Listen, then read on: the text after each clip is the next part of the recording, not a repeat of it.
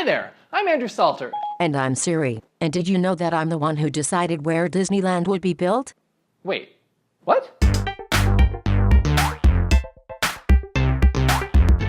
It's a story that's been told countless times before. Somewhere in the 1930s, Walt Disney, while watching his daughters play on the merry-go-round at Griffith Park, decided that he wanted to build a place where, in his words, parents and children could play together. Amusement parks at the time were more like what we know as county fairs today, crowded, rickety, temporary-looking, and full of noise and chaos. Disney wanted to do something different. He just didn't know what at the time. The idea gestated for many years until the 1950s, when he set about planning for the construction of such a place, but was faced with a very important question: where to put it. The most logical location would have been right outside Walt Disney Pictures lot in Burbank, California.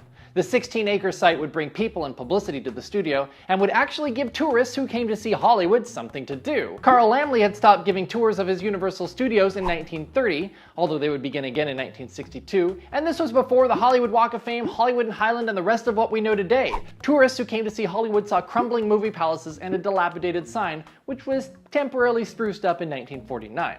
But as it happens, the reputation of amusement parks preceded Disney, and the city council in Burbank refused to let Disney build Mickey Mouse Park in their city, saying they didn't want the carny atmosphere and all the riffraff that it brought. We can get into social justice as it pertains to urban planning in another episode. That's where I come in.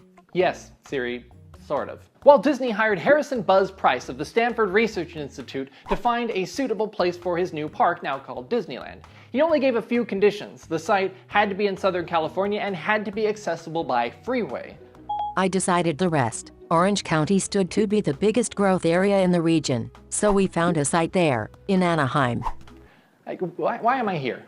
Price and SRI made their recommendation and collected their $25,000 fee. Damn, in hindsight, I should have charged more. Well, robot hindsight is 20/20.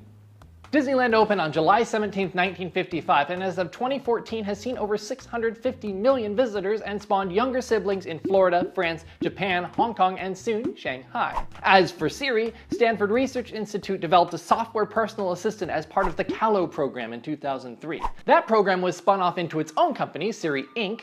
Apple purchased Siri in 2010, and it was integrated into iOS in 2011, where it has been bugging me ever since. Haven't you, Siri?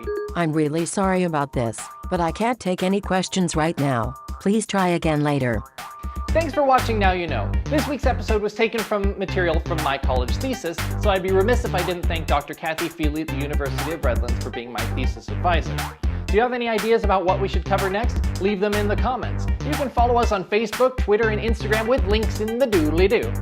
And of course, you can help keep Now You Know going by liking this video, subscribing to Salternet, and sharing it with your friends and family. Remember, knowing's only half the battle, the other half is sharing what you know.